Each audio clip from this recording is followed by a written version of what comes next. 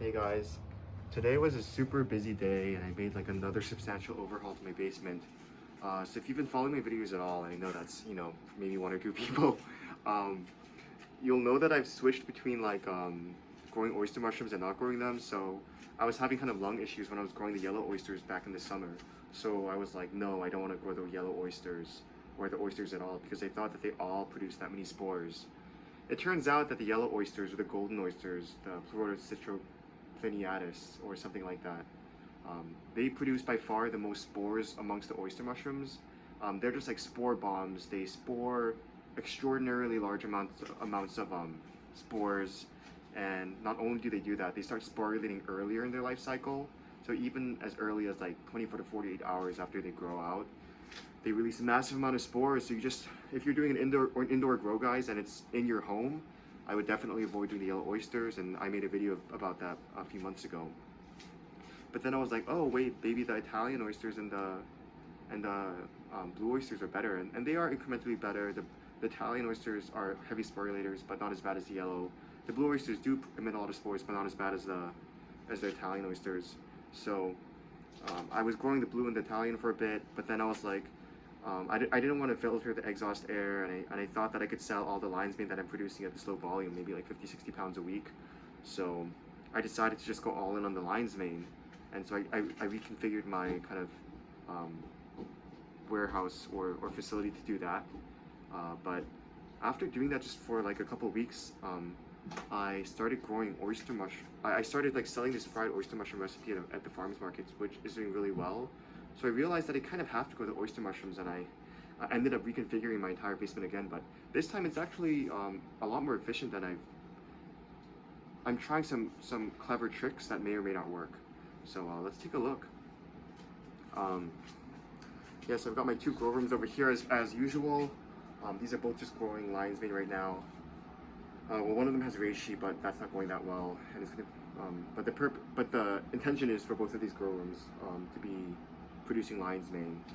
And then back over here, in my most recent video, this was the colonizing room, so it was holding all of the colonizing mushrooms, but it just didn't sit right with me. It didn't make sense to not use this as a fruiting room when I have so much, when I'm not even producing enough. So what I did was I staggered this tent forward a little bit, and then I put all of the colonizing bags like behind it against the wall. So I still retain this like squarish lab space, but before this was pushed all the way against the wall, so I had a little bit more space in the middle, which I really didn't need. And now this allows me to colonize the bags all the way in the back while I'm using this as a fruiting room.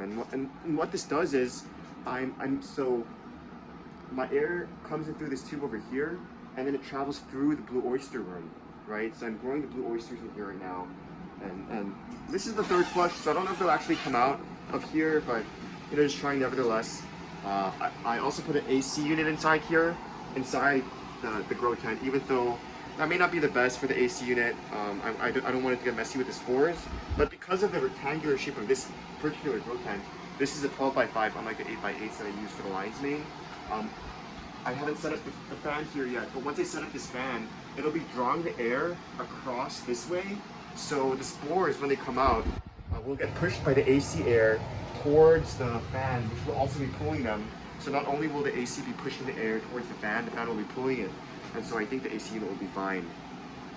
And I'm planning on really like growing quality over quantity with the oyster. So before I was like doing 24 bags at once, and then I had them like, I had like 6 oyster bags per row, and then I had like 24 of them all together. This time I'm only gonna do like maybe 8 bags and see if the fewer number of bags produces higher quality oyster mushrooms, since they're not fighting each other for the oxygen. And then also again, I think the rectangular shape of the grow tent will help with the flow of air and produce higher quality mushrooms, or it'll allow them to breathe better and make bigger clusters. And sorry, I'm all over the place. It's like 10:30 at night and I've had such a long day. Anyway, so the nifty idea is that instead of exhausting this air out through my window on the other side of the room, I'm tubing the air that goes out of the oyster mushroom room into the lion's mane rooms. So I'm reusing the air from the oyster mushrooms. And the reason why this is clever and works is because the oyster mushrooms don't actually, oh no, the oyster mushrooms need really fresh air to grow well, right? They need low CO2 parts per million, but the lion's mane mushrooms can tolerate a higher level of CO2, so they can grow fine at levels as high as 1,000 CO2 parts per million. So I'm thinking that by using the spent air from the oyster mushrooms in the lion's mane rooms, I reduce the amount of tubing that I need to use, since I don't have two separate exhaust lines, one for the oyster and one for the lion's mane. The exhaust from the lion's mane goes into the exhaust from the oyster goes into the lion's mane room, and I can save like 25 feet of tubing. And so I'm gonna have like a MERV 13 filter filtering the oyster mushroom spores, and then since I'm only gonna be growing like maybe 8 to 10 5-pound bags at once, I think the spore load should be small enough for it to not mess up the lion's mane rooms. And they're also just like less picky. The lion's mane are a lot better and higher quality, and yeah, they're just not as picky as the oyster at all. And then on top of that, I made another change as well. So instead of having like a direct intake for the lion's mane room, I have this piping, and forgive me, I may not be explaining this well. I have this piping on the floor, going all the way across this grow tent, and then it goes into the one adjacent to it. So this is not getting air tubed directly into it. I created these punctures just to kind of visualize what I'm talking about. This is the oyster mushroom fruiting room. So I have fresh air coming into here, and then it flows across like this. So it'll feed the oyster mushrooms, and this is the freshest air. And then instead of exhausting this out through the window, as it was before, I send the spent air into the lion's mane room. And because I'm only growing a small amount of oyster mushrooms here, prioritizing quality over quantity, the spent air shouldn't have that much CO2 parts per million, right? So if it comes in at like 500 to 600 parts, CO2 parts per million, and then it goes out at like 800 parts per million on average, it doesn't matter because the lion's mane only needs like 800 to 1,000 parts per million. It's fine with that number of CO2 parts per million to achieve optimal growth. So there is the issue of spores, right? And so I'm going to use like a MERV filter to kind of filter out some of them, but I'm not too worried about this. I'm going to be growing oyster mushrooms in small enough quantity that the spore load should be fairly minimal after filtering it out, and I'll just replace this frequently. And then another change that I made was, instead of tubing in air into both of the lion's mane's rooms separately, I just have one tube extending through both of the tents, and then I puncture small holes in this one. So as the air gets pushed this way, a small amount of it escapes this way through the punctured holes, and then is pulled across into the exhaust fan, which starts here. And then the same thing here. Instead of having a separate exhaust fan here, I have punctures like this, and it pulls across the air from the intake here. So I'm not 100% sure if this is going to work. I have CO2 monitors in each of the room, so if the rooms are not getting enough oxygen, then I can make more punctures here and make sure to increase the airflow. Of course, if you make too many punctures, then it won't flow all the way to the end, so I have to be careful about that. But I marked all of the puncture sites, and I can just put duct tape over it if I need to, so I'm not too worried about that. But this kind of clever setup allowed me to save up to like, I think it allowed me to save basically like 30-40 feet of tubing, which is really awesome if this ends up working. And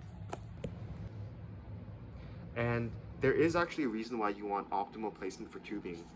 Today, as I was reconfiguring my tubing, I looked inside of it, and in multiple of the intakes, there was so much like mold growth.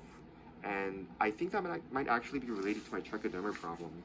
The reason why my reishi were getting contaminated was because possibly bad airflow, right? The air was coming in through the moldy intake pipe and just suffocating the reishi, which was still in the conch formation stage. So one thing I realized is that you do want to replace or clean your tubing periodically, because I hadn't basically ever done that. I just kept reusing the tubes.